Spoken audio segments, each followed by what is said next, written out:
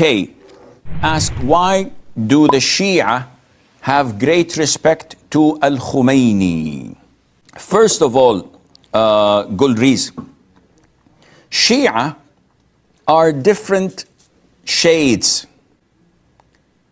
Some of them are like us, with a small negligible difference, and they're very minute. So they only prefer Ali over Uthman, but they respect Abu Bakr and Umar, and they hold great position for them. They believe in what we believe in terms of Aqidah, blah, blah, blah.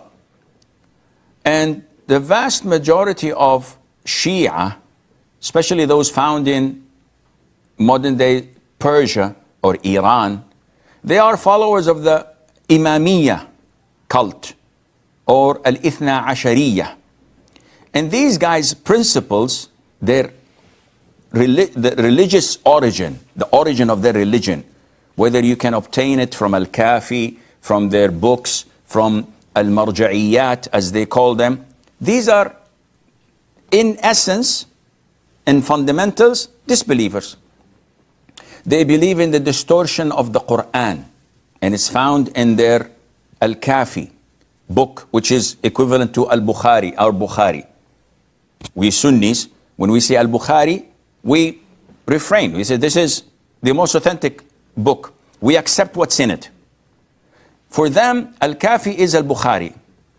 And they accept whatever is in it. And in it, clearly mentioned that Al-Quran, the one we read, is distorted, is totally altered, and it's not relating to Mus'haf Fatima. This is blasphemous by itself.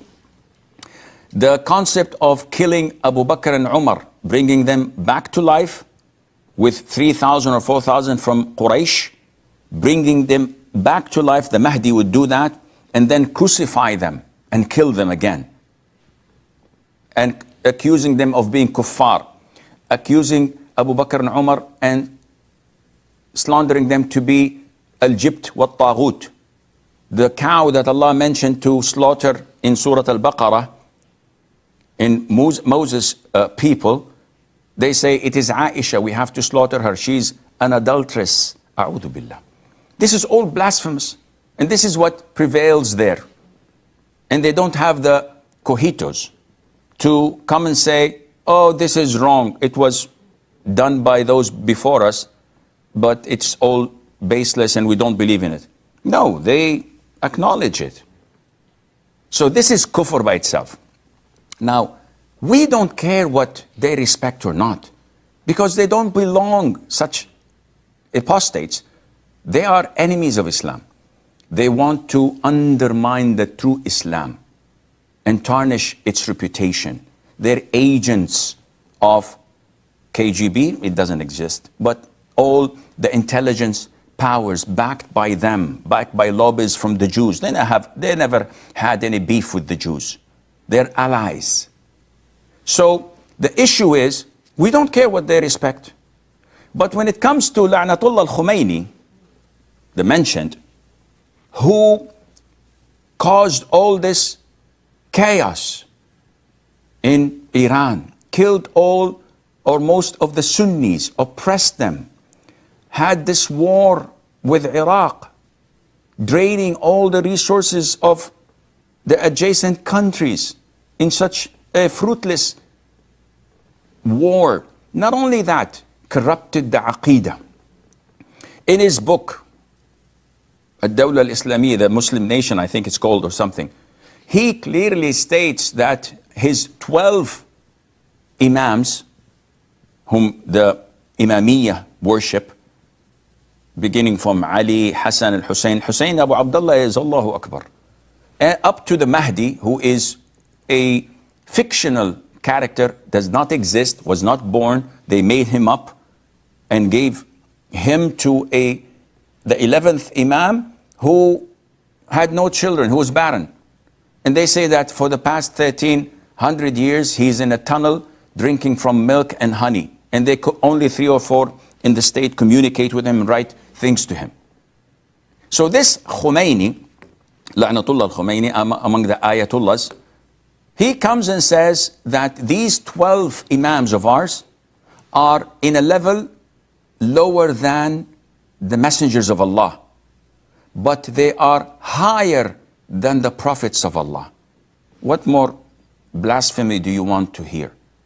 And if you go into his teachings, if you go to Wilayat al-Faqih, al-Ma'soom, where he considers himself to be infallible, and whatever he says must be executed and obeyed as if it's from Allah because he's a representative of Allah.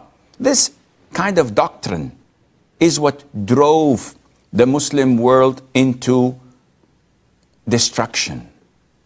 So they respect him because he valued their Persian history.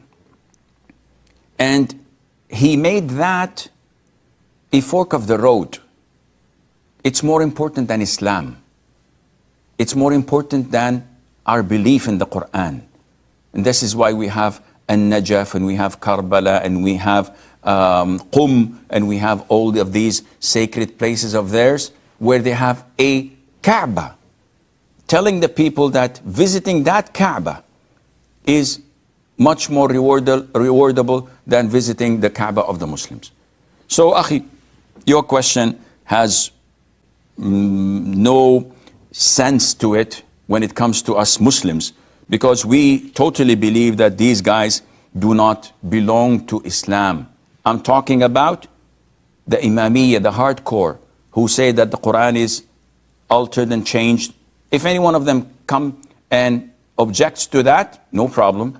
Just tell me that you will scratch off and disregard all of the texts found in Al-Kafi, or what At-Tabrasi has written, فصل الخطاب في تحريف كتاب رب الأرباب, etc. All of these books are there. It's in their libraries, and they honor it and they study it. Once they manage to do this, then we will ask or talk about, is Al-Khomeini a disbeliever, a kafir? This is something not for me and you to talk about. This is way above our pay grade. Who talks about it?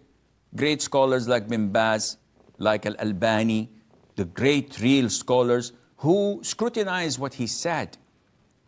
As one of his statements, he said that all messengers and prophets of Allah failed in their duty in establishing Islam and the religion of Allah.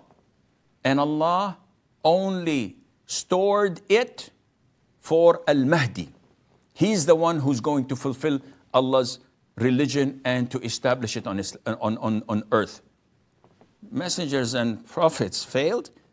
What more do you need as an evidence? So again, Akhi, don't worry about these things. We have Quran, we have Sunnah. Who cares about these people? We follow the Quran, we follow the Sunnah of the Prophet ﷺ, and we definitely will end up in Jannah with the grace of Allah.